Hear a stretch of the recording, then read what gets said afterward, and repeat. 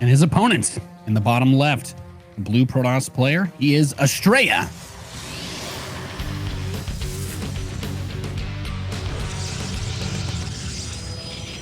I believe Astrea is the guy with the awesome name as well, right? We don't say the full first name, but he's Max Angel. He's pretty hardcore. What's the full first name? I think someone was like, it's like Maxwell, you know. Maxwell? Yeah, I still think Maxwell's pretty metal first name personally, but yeah, that's just me. I just automatically thought he was called Maximus or something, like really awesome. That would be... Not only is it Max Angel, but he's named after freaking Gladiator. Like, oh. That would be pretty awesome.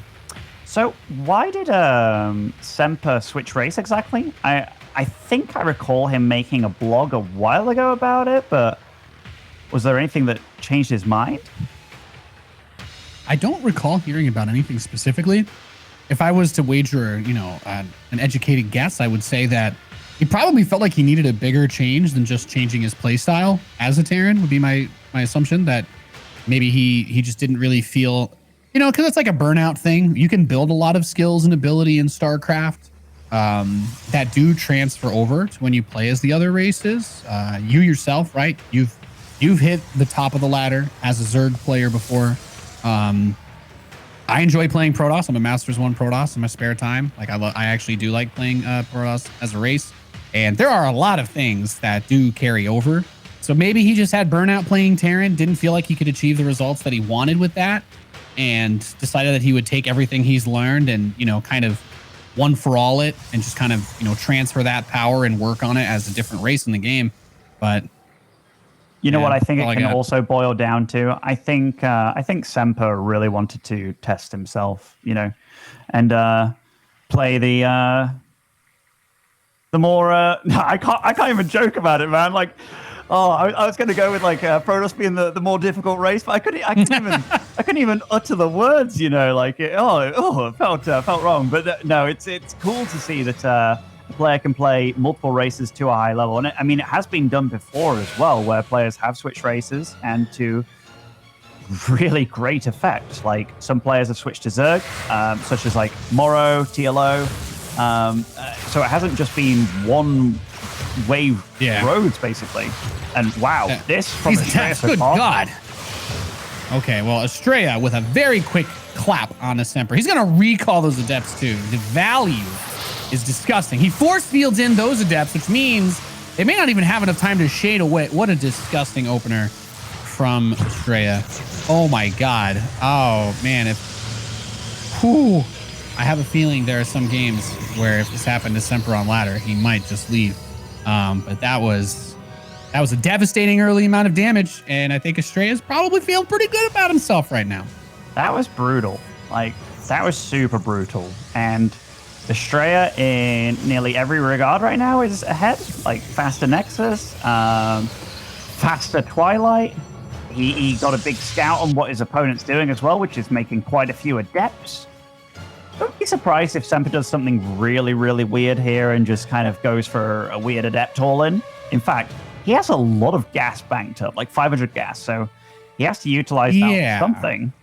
I'm guessing he's waiting for that Twilight Council to build a Templar Archives, and then, I don't know, you're right. He's got a lot of resources to invest, but these Adepts are going to try and shade their way towards that natural mineral line. I think taking anything he can get right now is not the worst idea.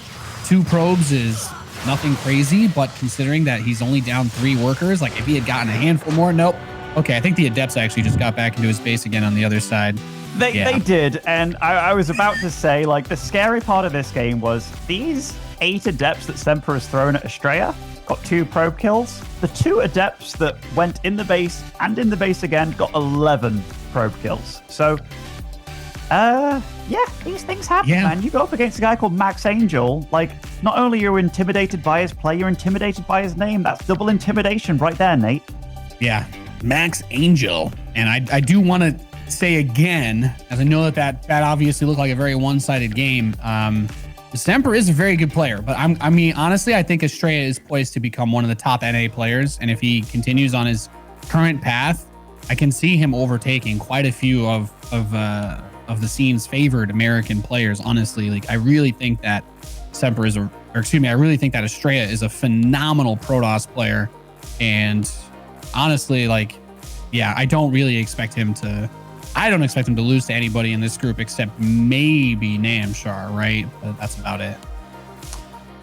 Yeah, I would have to look over the group and see who else is in it to be precise about it. But I do think Astrea is the kind of guy that he started to get to a level that like very, very comparable with the like Hearthstone and Petite Drogos of the world now. Like he's getting ridiculously good, which is so awesome to see.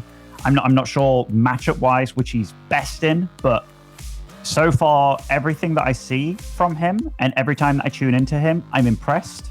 And he shows me something a little bit new and not quirky at all. It's just solid, and that's really cool to see also. Yeah, I mean, nothing weird happened in the last game. He got into a really good position. He capitalized on it and he won. Like that's basically it with a very simple opener, if I'm being honest. And here he is in the bottom left, a Red Protoss player. He is Max Angel.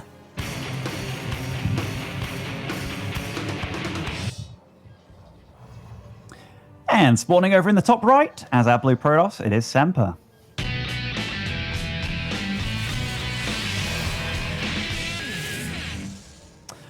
Okay, so this game, like Drogo talked about it before, right? He said on this map, Nexus First in particular is pretty darn good. And that gateway being on the low ground for Astrea, over on the bottom left side of the map, yeah, this has to be Nexus First. I mean, there's no gateway in sight. He's waiting for minerals. And I think if you do throw something like this at an opponent that isn't necessarily super duper experienced in PvP against all the things that you can do, and actually, I don't know if Semper scouted the first. Okay, so he is going to scout, but it is a scout after the second gateway, meaning it is going to arrive very late to see this. So he's not really going to be able to kind of react to it any differently than the two gateways in the Cybercore. But afterwards, he's going to have to do something a bit special. Yeah, and I think that one of my favorite things about Astrea is exactly situations like this, because, I mean, we were talking about how they were saying it's a good map for being greedy for the Protoss player with that Nexus First, but here's the proxy pylon for Semper. We'll have to see what he wants to do with that when the time comes. I think that Astrea's big strength isn't just that he is a really good macro and micro player. Like, I do believe that he excels at both, but he will be very greedy if he thinks he can get away with it. And he will all in you if he thinks that you're being greedy. Like, he is not somebody that I think like tunnel visions in the same way as some other players. I mean, to me, he's like a Protoss version almost of like Future, except he's kind of gotten past like the mental block stage of like tunnel visioning or like overly focusing on stuff. And that's one of the things I've always liked about watching Astrea. I think even before like the charged buff came in years ago and all that stuff with Stalkers getting the damage buff, like he was like a guy that would just bull Terrans over in America with like mass gateway units. He would expand like no Protoss that we had seen, and he didn't quite have the experience and, you know, maybe the built up practice time to really take advantage of his, you know, the play style that he seemed to like. But that's why I feel like he's been coming into his own now, especially with some of the variety buffs for Protoss. Like, he has just turned into a phenomenal StarCraft player. He's chronoing out 2 Stalkers that proxy Oracle. If the Stalkers are out on the map, could do some damage. Do we have a battery in the main? No. So there's some potential here for Semper. Let's see how things shake up. I think it was funny by Semper. Like he went for this proxy Stargate before he even knew what he was necessarily up against. You know, ooh, nice wall off, but this is safe now. Like, your natural's fine. You don't need to be here with the Stalkers, but Semper's doing a good job of just like distracting. Like Astrea has to know that he's distracting him with something, and boom, there it is. A nice quick pull with the probes. But that was nice play by Semper to start things off. It is just 3 probes thus far. He makes his way into the natural. He's going to raise that count to, okay, just 5. So not shabby. I mean, there are things to consider though, right? The Muslim, he's able to build 2 probes at a time, and the worker count got evened out by that, which is really good for Semper, but his Nexus is about 70% done. So assuming that Astrea can now defend himself properly from any further Oracle harass, he should still be able to maintain a bit of an economic edge from that original build. Oh yeah, I'm still liking Astrea's spot a lot in this game. Although I say that, and he is supply blocked a little bit here. The pylon did start late. He did fortunately lose the Stalker though, so can start producing again. That's how you build probes, baby. Yeah, that's the way that I always get Rotterdam be like, oh man, you guys have call down supply, but yeah, you can just give away your units too if you really want to. No, go pylons build there. faster than supply depots. Did you know that? Yeah, 3 seconds. It's almost like different races are different. Yeah, Kind of crazy to think about sometimes. Oh, Why don't Marines shoot laser beams, right? Like Zealot, and I think Zerglings should have laser swords for hands too. I'm actually pretty happy that Marines don't shoot laser beams though. Like, I like the fact that it's kind of instant. Oh yeah, no, the way that the Marine attack works is super OP. I love it. Yeah, it's amazing, and it's so, what's the word? Pleasing. Yeah, there's a lot of weird stuff Terran gets away with because almost all the units, or at least most of the really good units that Terran has, basically do hit scan damage rather than projectile.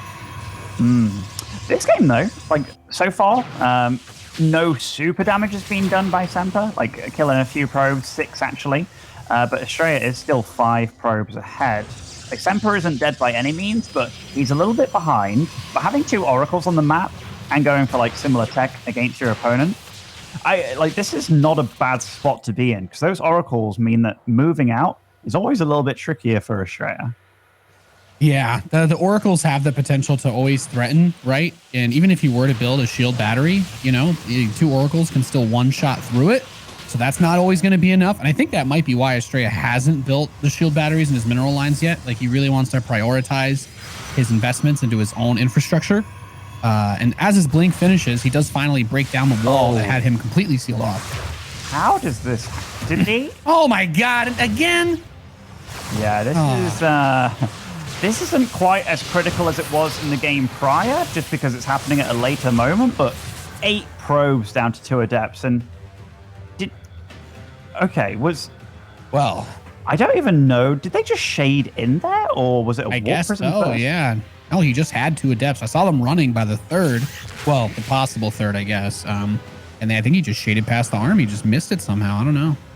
Yeah, that you can't afford to get. Well, he's microing his oracles, right? I guess that's it. He's looking at his oracles, and then 2 adepts are like, boop, and you are behind. There was a nice stasis trap on the 3rd base. Astrea, upon getting the 3rd kind of denied by the stasis, he was like, you know what?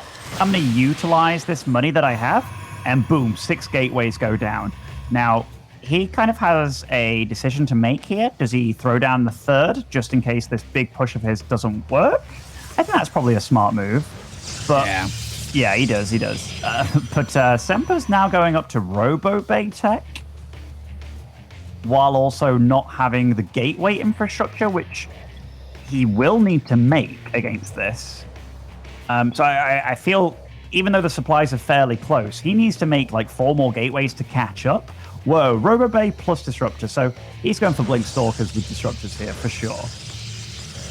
Yeah, okay. Well, I'm a fan of this. I do like seeing the mix-up, doing something different than your opponent when you're behind, kind of taking like an asymmetrical approach with your army can leverage, I guess, some type of advantage when you just can't build as much, because he doesn't have enough money. So if he tried to do the same exact thing that Astrea is doing after the economic damage that he took at the beginning, then it's highly unlikely that he would be able to match him and everything else. But now he's kind of focused more on the probes, getting his expansion up, and trying to move into a tech that will win even if he's behind on army supply, right? Like, that's how the way that he's going to try to win this game. And if he does get like a good center mass disruptor shot, and he could turn everything around really fast. You have to land that disruptor shot. And that's easier said than done, because he's against Blink Stalkers, and we're seeing how well they can actually snipe disruptors when they plonk right on them. The stasis is spotted by Astrea. The other Zealot also finds the disruptor, so he can see that. Going for the shield battery. I love this. Okay, he targets that down. Oh, nice disruptor. Gets rid of the Zealots, but focusing that overcharged battery was actually a massive deal. And Astrea, he's on the hunt, hunting down all these Stalkers, and Semper, he just got very much outclassed by a very, very angry Astrea in this series, it feels like. I always try to clarify in these situations. You know, I think Semper's a very talented player, but when you watch a matchup like this, Astrea is on another level. He is an incredibly strong American Protoss player, and he's going to take this series 2-0.